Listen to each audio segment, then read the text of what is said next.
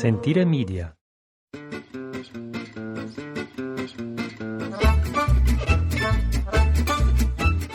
Here we go. We're firing it up again. We're getting the mics hot for another podcast from Italy. Good day to you. My name is Jason. Here is Ashley to my left. Together, we do a little podcast called Podcast from Italy. Today's the 14th of January, a Monday morning. Breezy, blustery, but not that cold at all. No. In fact, for the middle of January, we are lucking out. We have been spared by the winter weather that is seeming to blast northern Italy and the Alps and Austria to southern Italy, or just 2 hours south of us in southern Marche to Abruzzo, Puglia, and Sicily. And they all have snow.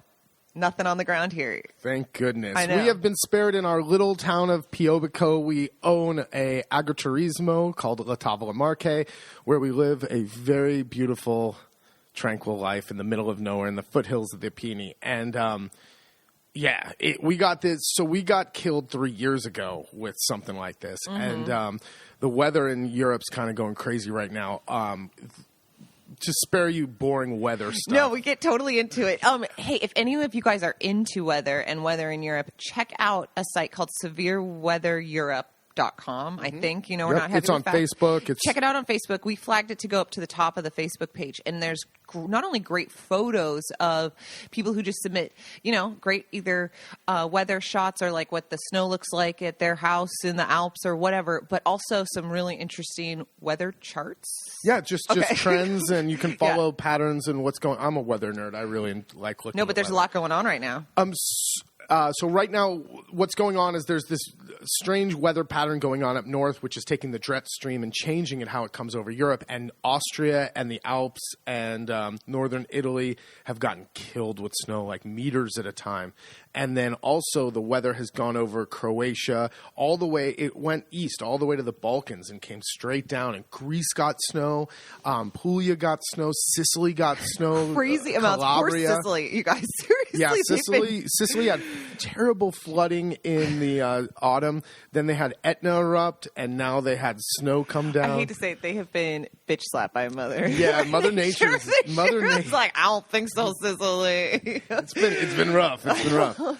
So we'll see. But it's been mild here for the most part. I mean, we were doing our burning of the not the fields, but the kind of hills around the house to kind of cut back, if you will, burn back the brush. And it's just been cold but mild. We got a couple of snowstorms. Uh-huh. It's still frozen in some parts of the fields that don't get sun. But our weather has been mild compared to just two, like Ashley said at the top, just a couple hours south of here. Mm-hmm. But we actually need water now. I know, it's true.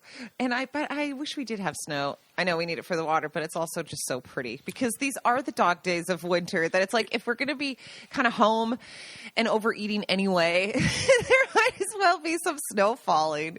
Well, these are the two, in my opinion, the two toughest months living down this lonely dirt road is January, February, because it's really just dark and cold and not a lot's going on. The road's icy. Yeah, we're waiting for what's it called? The next holiday. Carnival to come along. But there's not a lot going on in Italy. No, and that's why this time of year we tend to talk about the same thing. So it's the sausage and salami makings, and we're trying to ditch Gaji through part of it, to be honest. No one tell him, okay? But it turns into a to-do. It turns into a whole freaking thing. You've seen the videos for the diehard listeners or video watchers. Every year it's the same arguments, and he makes it, he's got not glaucoma, cataracts. Cataracts. He didn't want to get his surgery on his cataracts because it was hunting season, but he can't see anything. No. And a perfect example was the capelletti we made. The sizing was all off. So it was like, let's just do the sausages ourselves, and then we'll do the salamis with him. So we're trying to figure out a day to get it in when he's not around. I know that's terrible, but it will go so much faster. It'll be a lot more enjoyable. This year we're not going down to do it with Vittorio. Vittorio's in his mid-80s now, and we'll go down and probably say we've been going down and doing the salamis with Vittorio, Gaji's friend, who lives on the coast for 10 years now. So I don't want him to have to do it anymore. And he likes it. I know he likes it. That's what Gaji said. Oh, he likes standing there and doing 50 kilos of salamis and then with cleaning you. up after and then it. cleaning up. No, so we'll just go down and take lunch. We'll make some kind of lunch and go down and just visit because we've done it every winter. But not to ditch him, but just to speed the process up a little bit. I know. Just a little bit, because I enjoy doing it, but it's like for being so quiet, we got a lot of dumb running around to do. Oh, Jason does it so much faster when he's doing it with guests in a cooking class than when he's doing it with Gaji. Well, he likes when they both know what to do. He likes to like make the whole day out of it, and I just want it to take the 3 or 4 hours. But it's really important that we get it done, and we do it every year, usually after New Year's, after Befana. Because we cure them naturally in one of the apartments, and we open up. We have a northern-facing window in one of the apartments and a southern-facing window, so we get a good cross breeze. And this is the time of year to do it because these salamis especially can take up to 12 weeks, 14 weeks. And if we wait too much longer, it can get too far into March, and then it can get warm. So we want it nice, cool air. Can't do it we couldn't do it at the end of December because it's hard to get the meat because everyone goes on vacation or goes on holiday. We're getting it from small farmers who don't really work between Christmas and New Year's. Not to mention the freeze came through, and if it's too cold, it's one of those things. Too cold, no good. Too warm, no good. We have to have it just right. So a little bit of Goldilocks with our sausage. Yeah, it's a little bit of roll of the dice. So we'll be doing that this week. But yeah, we'll usually do about 50 to 75 kilos of salami and the same amount of sausages. And I want to cure and dry and put up for using during the season. But I want to reduce that number a little bit, and I want to reduce. Maybe I'll do, like you said, the sausages. Sausages, yeah. Senza Godster. Senza Godster. Yes. Also, we're preparing for next year by doing kind of our annual or every so many years a water soil analysis to check out what's going on, how are the nutrients. Well, the water we get done, we're on a sorgente, a natural spring. So every year we get the water analyzed, but I don't do the soil for the garden. I don't do that every year. I do it every 2 years. So it's that time. It's great time of year to do it because it's a lot of running around. You got to go get the kit from the lab and then get your sample and then bring it back to the lab. And of course, this is Italy, so nothing's done electronically. You couldn't imagine that they would email you the results. You have to pick them up because they're certified, so it has a stamp on it. Well, and we have to pick up the kit because our postal system and our road in the winter is a mess. So it's like, all right, this will save us 3 months of waiting for a package. So let's just go pick it up. And we've learned our lessons before. So we go and we know what to ask for. Can we get the packet for X, Y, and Z? She tosses us 2 of the medically, hermetically sealed packages for the water samples, and then then tosses us the third, which is almost, you might as well call it like a spent Coke bottle. It was a used container that was both dirty on the inside and out. And she was like, yeah, that'll work too. And it was like, wait, how is this possible? Why are we able to, 2 of the 3 are correct, and the third one, it'll do. Yeah, it was kind of funny. I think it was also right before lunch, and she wanted to get the hell out of there. And those were the only she found. thing I can think of is 2 need to be sterile, and 1 doesn't matter. There must be 1 because it was wet on the inside. I was walking back to the car with this thing in my hand, and I opened it up, and it's wet on the inside. Slightly used. Used. So, but it's just hysterical, even in a place where you would think that everything needs to be controlled and scientific. At the lab. This is she's like. Go for it. So we have to run that back down, and we have to take soil samples from our garden, which means taking like a biopsy almost in different points. And we want to get down where the roots of the plants are. So we want to go down like 30, 35 centimeters. And I scrape back the little bit of the topsoil and then stick like a bamboo hollow pole in it, and this gets like a section all the way through, and you get this in 6 or 8, as many as you want, points, and then mix up all the soil, so we really get kind of a average of what's going on. And what I want to know is the pH of my soil, the 3 main components. So I want to know the phosphorus, I want to know the NPK, Nitrates? NPK, nitrogen, phosphorus, and potassium. Thank you. pH, and then micronutrients. So we know we have high calcium because we have all this sulfur water and calcium rich, like. There's calcium all over everything. Yeah. I have no idea what's going on inside of our bodies. I'm like, our bones are strong, very strong. So I just want to check that out and see if the manure that we're throwing in is enough to replace what we're taking out with the vegetables. Real exciting. Real interesting stuff. So we'll let you know. Well, let's move on to some of the hot topics really going on here in Italy this winter and throughout Europe. Obviously, we've got Brexit. There's Manovra. Oh my God! Listen, the news, it's horrible. There's just a bunch of junk going on in Europe right now. So we as always, we will know. Whenever we talk to Fat Zach, he has no idea. Though. No, it's amazing. But we'll never discuss politics or any of that because we don't really understand it and we don't really care, to be quite honest, to talk about it on something like this. But the Italians love to talk about it. And we were at the Befana Festival for Epiphany in our neighboring town of Urbania on the 6th or the 5th or 6th, whatever it was. And of course, the subject of Italian politics comes up, and we're curious. So we like to ask a lot of questions because we watch the news daily, but don't really understand. After 10 years, I don't really. It's a lot of talking and not a lot of action going on. So we ask people all the time because if you ask Gaji, you get one very polarizing opinion of what's going on in Italy. So it's good to branch out.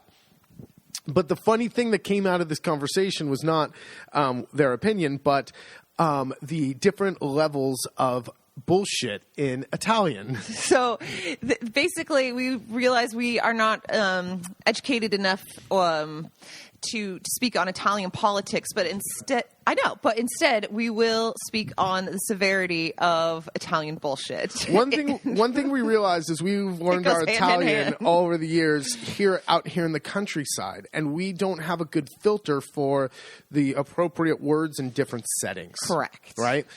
We just kind of mix them all up because to us these words don't have the significance to our ear or mind that a native speaker would have. Correct. Still. And it's a bit still of that mimicry. You hear it, when Gaji's telling a story or another farmer saying something about the broken tractor in the field, and you mimic what you've heard and you tell that story then in a place that you find later is highly inappropriate. Or you find some words funny and you use those because they sound funny to you. And of course, we're not intelligent enough to go and see if we should use these because that would be forethought. No, not at all. But it was really funny, and they were really excited to talk about this. So let's talk about the 4 levels of bullshit in Italy. 3, really. Well, first of all, these are 3 examples of kind of a light, medium to crude. Obviously, these are 3 choice words that are more in our vocabulary. We hear around our area more. This will vary throughout Italy greatly. So I'm sure you can send us your favorite versions of ways to say bullshit. All right. So the first one, first category, the most mildest, is the way you could say bullshit in a office setting or with people that a polite way. So one example is a stupidaggine. A stupidaggine. So this is something that's more of a silly, something foolish or nonsense, if you will. Some other synonyms you can use is nonsenso, assurdo, absurd, nonsense. This is a new one that I didn't know. The sciocchezza. Sciocchezza. I don't know. Use that one very much. My favorite was that this one, I might be using it more because the translation for this was poppycock. When I'd like to pepper in poppycock more. Sciocchezza. Okay, so that's the most mildest form. Yeah, so you could say this in front of children. Oh, what a stupidaggine. The next, we're going to step it up a little. This is one of Gaji's. This is a Gaji favorite right here. Yeah, this is one of his. This is her daily in our kitchen. Is a stronzate. Bullshit. Yeah, this is just straight across the board bullshit. Now, a stronzo is an asshole. So a stronzate is kind of... bullshit. So these go hand in hand. Very nice. But now, you can still say this with your colleagues or people you know. It wouldn't be that offensive to walk down the street and blah, blah, blah, stronzata, blah, blah, blah. It's not that bad at all. No, but of course there's times where, and especially if we're talking politics, and this is how this all came up, we're going to take it one more level. Jason... For the crudest and the most slang, if you will, is a cagata. Now, the best way for me to explain a cagata is my grandpa is from Oklahoma. A cagata is more of horse shit. Now, you got to think of it because that's a little bit cruder than just, no, that's bullshit. Horse shit. Now, that I don't know if horses' shit stinks more than bulls, but if for some reason, when he said horse shit, that was a no shit kind of talk. He'd say bullshit, all bullshit, da, da, da, da, da. But if horse shit came out, if cagata comes out, we're taking it up a notch. Cagata is a little translation from what we were told, because it's all slangy, is cat shit, right? True. But a way the cat goes outside or there was this whole explanation. Same thing as a horse shit to me, but the thing that was the best when we were talking about these severities and these levels was the cagata, or in my mind, the horse shit. That's considered fact. That's how he explained it. And that was a very serious point made at the table. Big eyes, like hand gestures, and the wife Vietnamesely agreed wholeheartedly. Yeah, cagata is a fact. That's a fact. Oh, that is fact.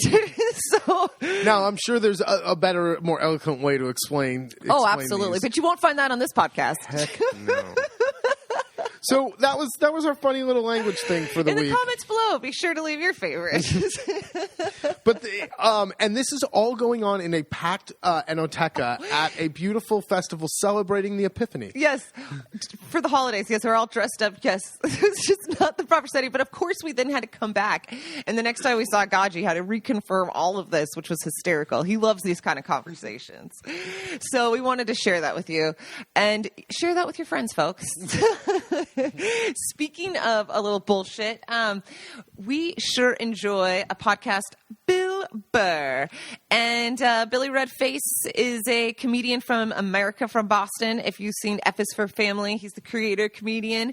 Many great stand-ups, and his Monday morning podcast. And Bill was coming to Budapest and Europe, and we thought, what the hell? We were able to find cheap tickets and went to Budapest for a few nights. Oh, my God. It was really cool, though. This is the farthest east we'd ever been. Well, my brother likes to say we stay in the bubble. Yes. And what's the bubble? The bubble is Western Europe. Mm-hmm. So, and it's true. We do. I like to stay in Italy, Spain, France. We don't do Germany. We do Southern Germany a lot. Go through. Portugal, that kind of bubble. So while he considers this the outskirts of the bubble, they've opened up a lot of flights with Wizz Air is one, Eurowings, to the eastern, not Eastern Europe, but the East Light. So to Western Europe, but the Czech Republic, Slovakia, Latvia, Hungary, Poland. Well, I was going to say that this is East Light because we're still in Europe. There's no problem going through cross borders or anything, but we got funny money. Oh yeah, they're on They're on Euro. like fortnights. I have no idea. Something it was like 300 to 1. So when you go and get something and it's like 1,200 fortnights or whatever the heck it is. Like I said, not a lot of research goes. You guys were the most ignorant people there. No, but before we had left, the confirmation for the hotel charge had come through, and Jason saw that it was like 50,000 fortnights, and he was like, "What did you spend?" And I was like, "No." But Budapest was beautiful. Hungary was great. It was a really short. Okay, we didn't realize how really close it is. It was under the 45-minute direct flight from Bologna. No, it was 55. Okay, whatever, an hour. On on Wizz Air. Didn't know. I saw when we were in Limoges, we would see Wizz Air, but that wasn't so much around here. That I don't know if it's newer or what's going on. But no, but for folks out there listening, it's a legit airline. Folks out there listening, it's real. It's real. It's a legit airline. You don't have to sit next to chickens and farm animals. No. Okay. Awesome. But I also had no idea that. Oh wait. Before we get too far, can we say what we saw at the airport before we left? We were delayed because of crazy snow in Eastern Europe that we were just talking about. But I've never seen this. 2 Lamborghinis being loaded onto an Emiratis airplane like passengers. Like it wasn't. Yeah, it was underneath. just out in the front open. It was just crazy. They just, whole airport was watching them. Emiratis now does a once-a-day flight from Bologna all the way to, I don't know, Abu Dhabi or Dubai, one of the two. But it was really nuts. It's like, whoa. One was red and one was yellow, and they were lifting them up and putting them into the belly. And we were just like, how? Oh, my gosh, this is crazy. How much did this cost? Anyway, that was wild. Side note. So we finally get to Budapest. FYI, went to private school my whole life. We've talked about this before. Jason makes fun of me and my geography. I had no idea that until I started to do a little research. Budapest is Buda and Pest. It's 2. Oh, yeah, it's 2 cities. I didn't know that either. Separated by the Danube, which also I didn't realize was Europe's largest river.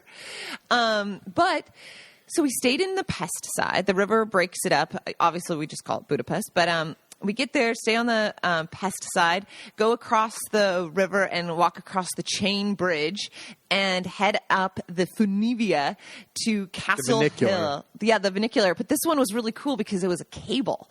Yeah, it just pulled you up. I thought it would be a clicky car. You know, click, click, click, click, click. It's straight up a hill. And it's just straight up the side of a hill. Not like a... mountain. No. This was for the rich people who lived on top of the hill. If you were poor, you had to walk, take your ass up the stairs. But if you were rich, you rode this car, and it was this beautiful, gorgeous 3-tiered literally cable car that wooden little wooden cars. It was so sweet. The whole ride took a minute and a half, but it was really nice to, it's more of a touristy thing now. Yeah, it was beautiful. It's just such a neat little view, and you get up to the top, and then there's the big castle and the whole kind of Castle Hill, which is literally the old castle on a hill, and it's a whole neighborhood built within these castle walls. It's stunning. Almost like, not as grand, obviously, but it reminded me a lot of like Vatican City. Where it was bravo. That's a great example. It was like it's the state and the church and the little neighbor. It's kind of a neighborhood and kind of, but it's not. You know what I mean? Yeah. Great example. So it was really fun, and it had snowed, and so it was just very picturesque. We, when we were up on Castle Hill, definitely check out the Fisherman's Bastion. It looks very much like Hogwarts. I guess it was some of the examples they used for the design of it because of these great spires and points, and it was a wonderful city to explore. One of my favorite things we did, of course, besides going to the concert, the ice skating. We went ice skating. This was great. They take their boat pond in their big park that's in the city, and they freeze it. Think of like their Central Park boat pond. It's a pond. It's huge. It's huge. This is, again, another Europe's largest.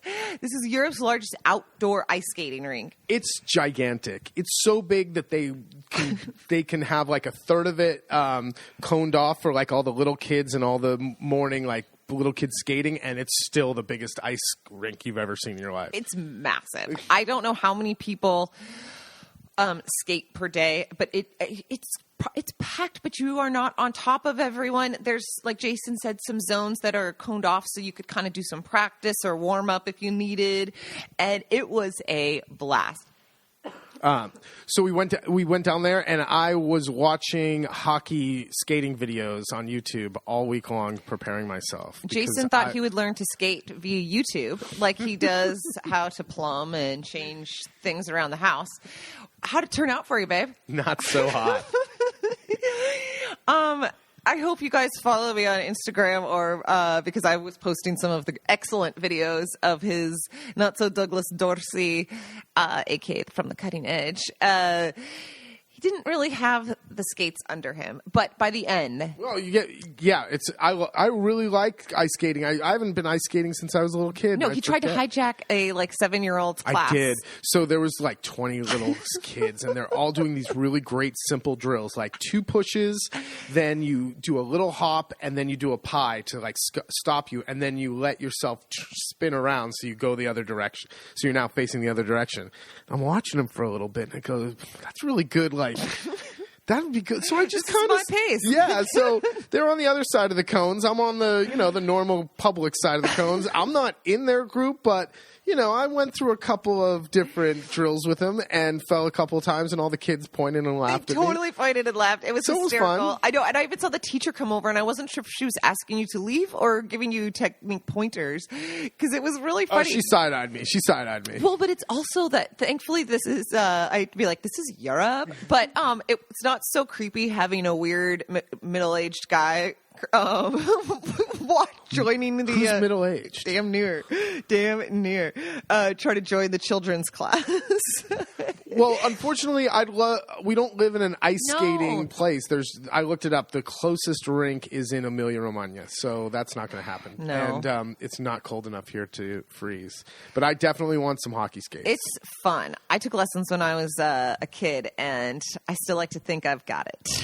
It takes a while to warm up, but it is a blast. Gosh. And it kind of slightly snowed. It was a great, I can't recommend it enough.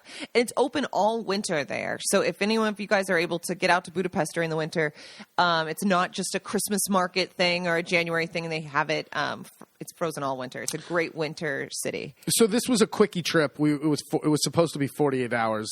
Get in, just kind of do the city center, go see this show, go see the Billy Redface. Which by the way, I gotta say, we sat third row.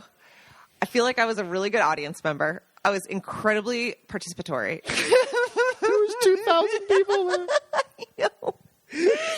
This is not a comedy club where it's like a smoky 45 people in the audience. No. This is a theater. I just felt really part of it, and I was excited to be there. I got to say, we were listening to his podcast after the show, and the day after the show, or 2 days later, and they were saying that Budapest was one of their favorite places they had been, and excellent crowd. It felt very American crowd, and I beamed with pride in the car hearing that because I felt like we were part of that. I thought I'm a nerd. If you probably listen to the audio, you could probably hear Ashley's laugh above everyone else. Sure. Oh my god. Anyway, next time we go, because we'll be back, it's really easy for us to get there. I want to not stay in the city. I want to get out of the city to the bend in the Danube. Yes. So I think it's under an hour, right? Probably. There's literally the big bend in the river, and that's on either side of this bend. There's all the kind of day trippy places where little villages. There's a cool train that's called the Children's Railway, and it's run by kids and it still is. It was during World War II, I think, that these children ran the train. Of course, I don't even know if that's the true story, but this is what I like children labor. I know. Ashley loves when children cry, and she loves children labor. It makes for great pictures. Little dirty hands. Would you have coal. loved to be a chimney sweep back in Mary Poppins days? No. Yeah, you would. No. No? No. So, like Jason was saying, it was supposed to be a nice little 2 nights in and out. And plans change. We got hit with the trifecta of weather from other country. Weather just was terrible all through Europe, so that added to the problems with air travel. Rolling strikes. And this is true now that we think about it. After the New Year's in Befana, there's always these transit strikes throughout Europe. And it usually is for 1 day or a couple of days. And it's almost like no one really wants to go back to work. It's like, let's get one more. We need a 3-day weekend. We need one more 3-day weekend before we really get to it. They'll do it again usually not in the peak summer season, but like right before summer starts, you'll see train strikes and 1 day toll booth strike, like weird stuff. Well, so what happened was right before we were getting ready to go to the comedy show, we check our email, whatever, and Jesus Christ. We get an email that our flight's been canceled, just straight up. We were supposed to return home on a different airline and transfer through Germany. And boom, boom, 2 emails back to back, both flights canceled. And we're like, what?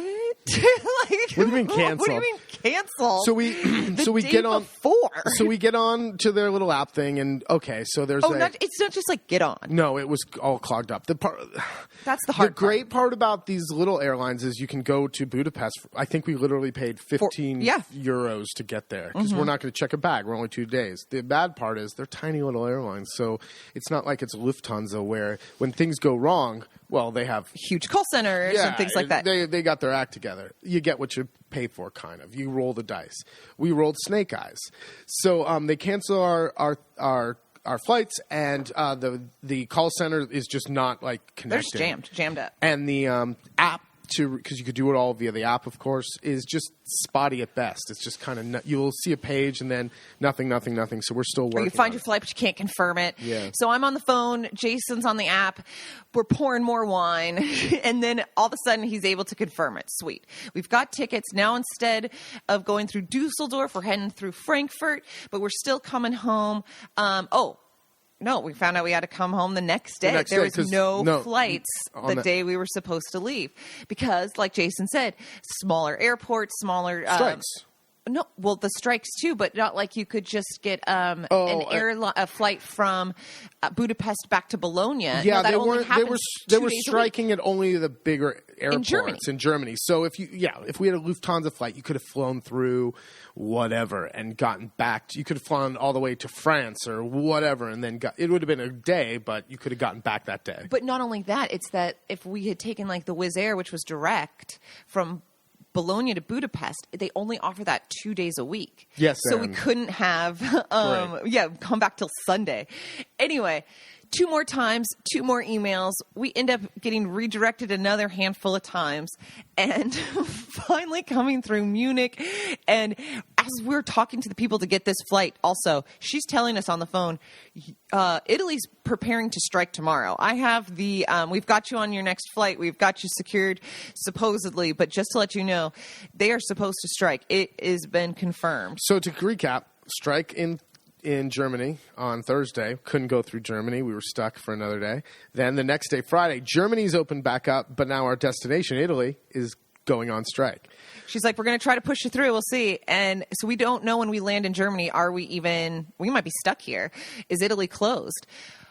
Oh, by the skin of our teeth. We ran through that airport. Our flight was still confirmed. They were boarding. It was like, oh my God. I was actually getting ready to want to stay in Munich for the night and eat brats and beers. I was planning my meal. So what happened? Italy only went on strike in the major airports from 1 to 5 p.m. in the afternoon. I don't know why you strike for 4 hours. You want a long lunch? I don't understand. But we were the last flight coming in. As we were walking through the baggage and out through security into the main arrivals hall, Intercom? Intercom. We are sorry to inform you, the airport is closed due to strikes from the air traffic controllers. We were like, because we thought, wait, I don't understand. When we first landed, there's still some stuff going on, but it looks quiet. And sure enough, as soon as we looked up and they had made that announcement, all of the screens for the departures just went red. We could not believe we landed in time. So it comes to find out, talking to people, and yeah, I guess it's true that they do this time of year, and we just got stuck in it. We got hosed, but we were lucky. But next week I believe France has had a whole different, like they've had the yellow vest people, but they're doing it, I believe, next week. And I did see another thing that Lufthansa was going to strike again in Germany on the 16th of January. Excellent. Yes. So I'm not sure what's going. I mean, well, it's different parts of the. There you go. Parts. That's a good point to be made. The one in Germany wasn't the airlines; it was the baggage handlers and ground crew. So what? And then the one here in Italy had nothing to do with Italian Airlines; it was their traffic controllers. So I think everyone gets a day. Exactly. But it also makes you not want to be that mad at the airline. They're trying their best. This isn't their thing. But it was crazy. So we finally made it back safe and sound. And we knew Gaji must have known what was going on because he hadn't been blowing us up on our phone. Because we thought, I can't believe he's not demanding where our location is. But we are home, back down our sweet little valley road. And like Jason said, like we were saying earlier, getting ready for the sausages and salamis and, settling in for the rest of winter. We are planning we've just announced a couple dates for our wood oven workshop. And this was one of the kind of biggest successes from last year. So many people in the last few years have bought wood ovens or pizza ovens and really only stick to making pizza. And I hate to say it, but not great pizza. They like to say, we know what we're doing. So we thought this is one of my favorite ones that we do because it's really utilizing the oven at so much more of what it's made for than just firing it up to make pizza and shutting it down. So Jay, explain what we do. We use the oven how it was intended. Like Ashley was saying, people refer to this as a pizza oven, and that's not really correct. It's a forno a legna. It's a wood oven, and you can make pizza in this. You can make cakes in this. You can do anything that a regular conventional oven can do, and that's kind of what we do. Back in the day, you wouldn't fire this thing up just to make breads and pizza. You would utilize all the energy from the 4 different cooking temperatures. Because think about how much energy it takes to light this up and to keep it going, to heat it up and keep it going. So we've broken it. We break up the course into 2 days, and we do a few different dishes in each of the temperature zones. So in the high heat, of course, we do the pizza. We do different kind of antipasti that are done at the very, very high heat, roasting some peppers, some lemons, different things that when the oven's getting to its maximum temperature or just starting to come down to utilize. That's at about what temperature normally? Oh, shoot. That's at about 400 degrees centigrade, 7-something Fahrenheit. Okay, screaming hot. And then the major thing we do in that temperature, of course, is the pizza. And from that, we do the dough. We do how to stretch the pizza, the sauce, and your main goal in that is to learn how to really stretch a pizza by hand. Medium-high heat. As the oven starts to cool down, we can do different things like roasting potatoes, doing a roast beef. This one, it sounds so simple because it's like, so you throw a roast beef in. The idea that you're able to not manipulate the heat, but maintain the heat or regulate the heat to perfectly cook a roast beef medium rare is a really beautiful thing. Well, that's the thing about this oven is think of it as a giant ocean liner, right? Where are we going? No, listen. If you wait until you're right on top of the iceberg to try to steer away, you're too late. You're going to hit it. So the whole idea of this oven is to stay ahead of it and anticipate what it's going to do and read the oven, make the changes, because if you add wood or don't add wood now, that's going to affect what's going to happen in 30 minutes, not really what's going to happen in 5 minutes. Okay. This is excellent. Good analogy. So if that's really what this whole class, this whole idea is to how to read the oven and how to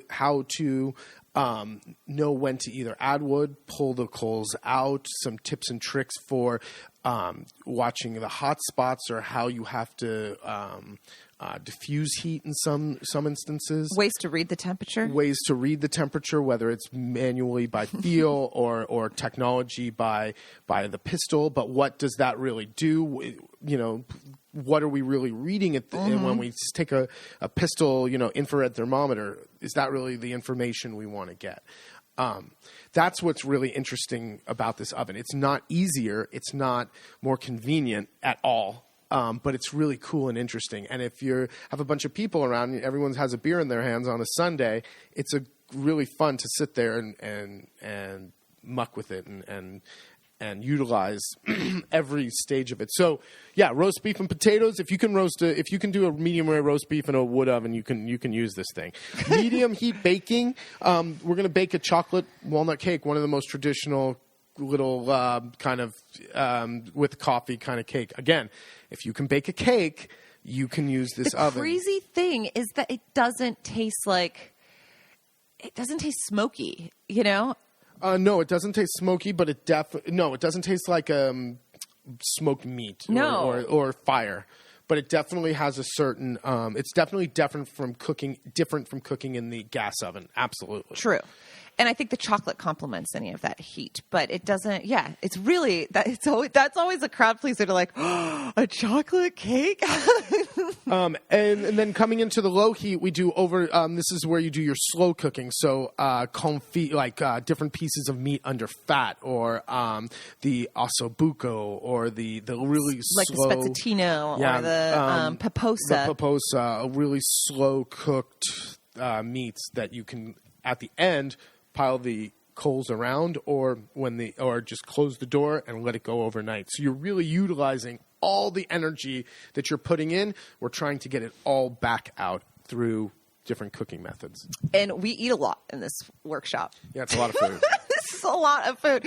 So if anyone wants to join us, it's going to be July 3rd through 6th and September 4th through 7th. The first one sold out, yeah. Last year they sold out. So there's only a couple spots left open for the first one, and which I guess is actually 4th of July weekend, a good weekend to fire up the wood oven.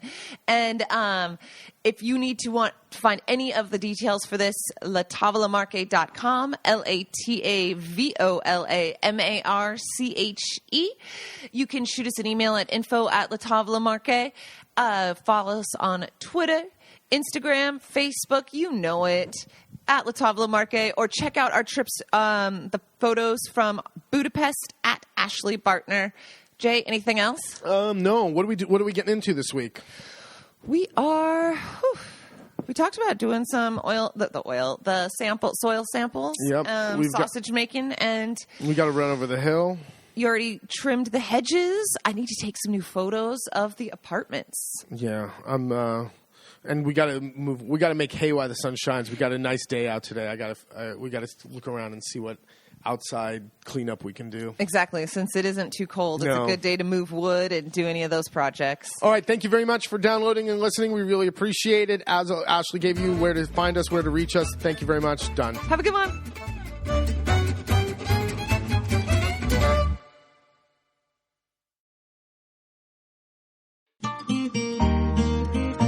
Sentire Media. Hey, podcast producers and show hosts. Do you want to join a podcast network that celebrates all things Italian? At Sentire Media, we understand the allure of Italy and its unique culture. Our devoted team of hosts and producers are all driven by their shared passion for Italy.